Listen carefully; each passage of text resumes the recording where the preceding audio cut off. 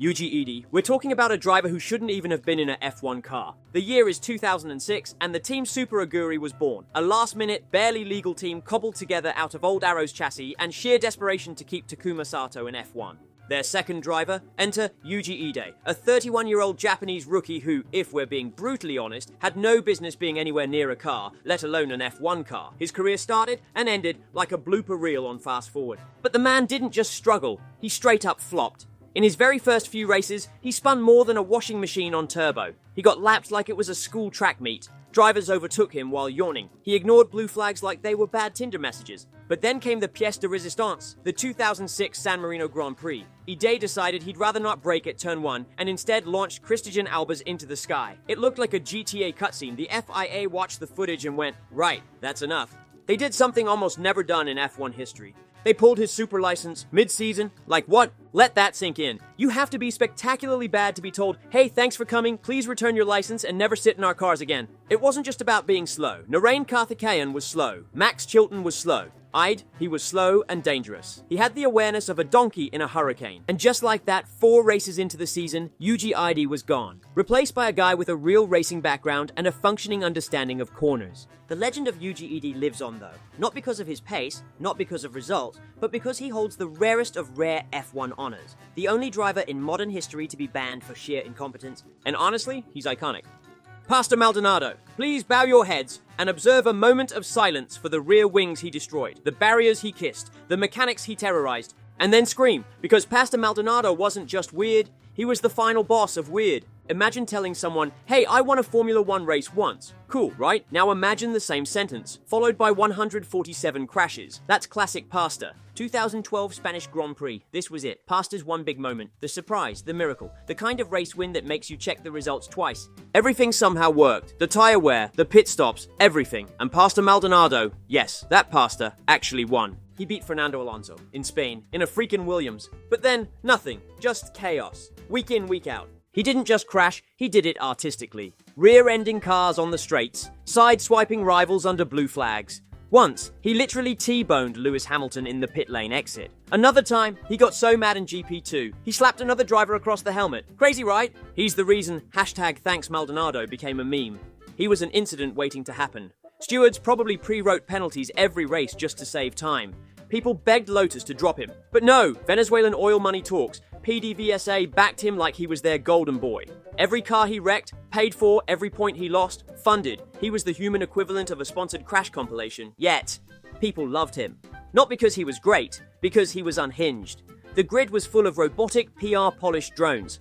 Pastor Maldonado was a wrecking ball in a helmet. Unapologetic, untamed, unpredictable. Commentators were terrified every time he showed up in someone's mirrors. You could hear Crofty sweating. Oh no, here comes Pastor. Eventually, the team ran out of excuses. Or parts. Maybe both. He left in 2015. No farewell tour, no tears, just silence. The walls of every circuit sighed in relief.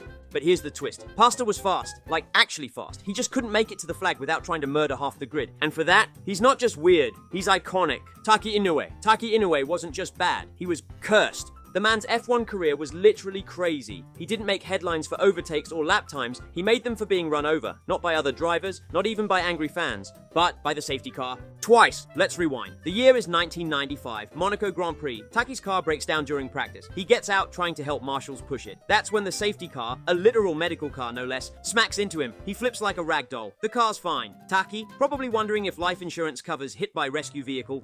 But wait, he wasn't done. Hungary, same season, his engine gives up again. Taki jumps out, grabs a fire extinguisher and starts playing amateur firefighter. But then, because the F1 gods were clearly doing this for content, another course vehicle runs him over.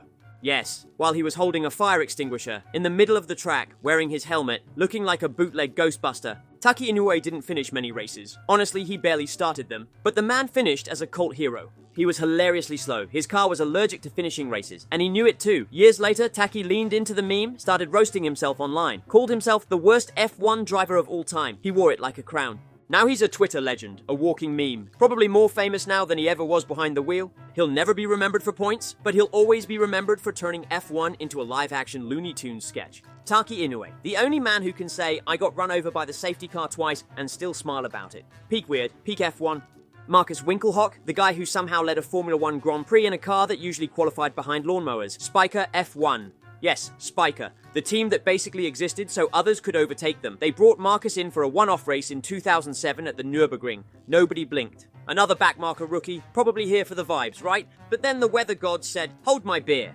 As the formation lap ended, every team stayed on dry tyres. Every team except Spiker. Winkelhock dove into the pits before the lights even went out and threw on full wets. Bold, suicidal, possibly drunk. But then, the sky exploded. Within a lap, everyone else was skating off the track like Bambi on ice. Cars spinning, aquaplaning, Vettel doing pirouettes. Marcus, chilling, just cruising. He went from dead last to race leader in under 2 laps. He was 16 seconds ahead, in a Spiker. It was like seeing a potato win the Indy 500. But then came the red flag. Race paused, everyone's jaws on the floor, and there he was. Marcus Winkelhock, on pole position for a restarted F1 Grand Prix. Cameras didn't even know where to find the Spiker garage because they'd never been relevant before. Of course, the magic didn't last. The track dried, the normal drivers remembered they were in actual race cars, and poor Marcus got swallowed up like a free sample tray at Costco. His car eventually died because, let's be honest, it was a Spiker. But for that one brief ridiculous moment, Marcus Winkelhock was leading a Grand Prix, and then he vanished. Never raced F1 again. One appearance, one miracle, one DNF. Just a legend. Chanoch Nissany. Formula One has had some questionable driver signings, but Chanoch Nissany, that wasn't questionable. That was full-blown, what in God's name are we doing? Let's start with the basics. He was 41 years old, already ancient in F1 terms. Most drivers are retiring at that age. Chanoch was just getting started. Midlife crisis energy unlocked. He was not a professional racer, he was a businessman. A Hungarian-Israeli tech guy who just happened to buy his way into a Friday practice session with Minardi in 2005. And when I say buy his way in, I mean it. Money talks. And in Minardi's case, money screamed. He gets in the car for FP1 at the Hungarian Grand Prix, and it is painful. Like really painful. The man spun, and spun, and spun.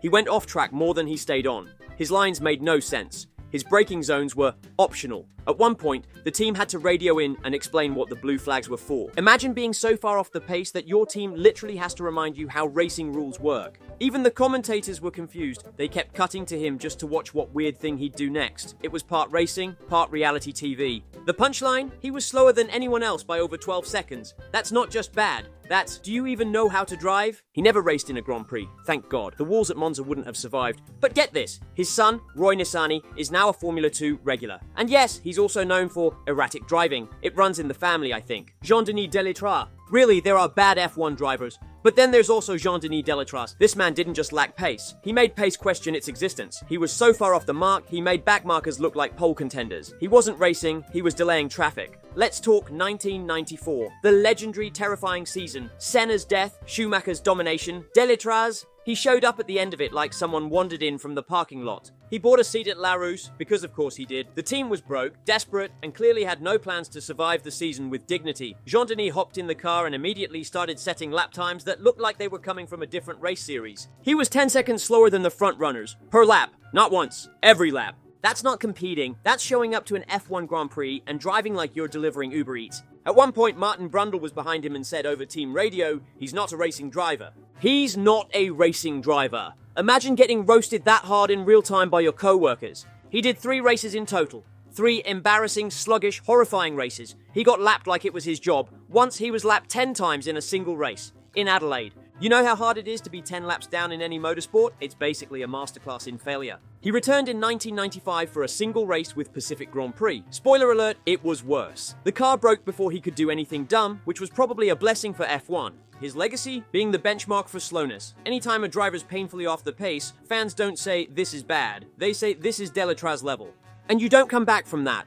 Guido van der Garde. You've heard of pay drivers. You've heard of mid drivers. But Guido van der Garde, he was the first Formula One lawsuit driver. Let's rewind to 2015. Sauber was in shambles. No money, no performance, and apparently, no clue who was driving their cars. Guido had been their reserve driver in 2014. Signed a contract for a race seat the next year. Simple, right? Except Sauber, being as human as they are, turned around and gave his seat to not one but 2 other drivers. The audacity. Now, most reserve drivers would just vanish into sim racing exile. Not Guido. Guido went full John Wick, sued the team, took them to court, not quietly, loudly, publicly. In Australia, the weekend of the season opener, He literally showed up in the paddock, wearing his Sauber race suit like a man ready to reclaim his stolen throne. It was the most aggressive put-me-in-coach moment in F1 history. Sauber, meanwhile, was sweating bullets. They had no idea if they were legally allowed to race the drivers they actually wanted. Imagine prepping for FP1 while also possibly losing a lawsuit. But Guido, he won the case. He was legally entitled to drive. But in the most F1 twist ever, they worked out a settlement at the last second, probably involving large stacks of hush money and a firm handshake. He never raced that year. Never raced in F1 again, in fact. But let's be real. Guido became a folk hero. Not for his on-track pace,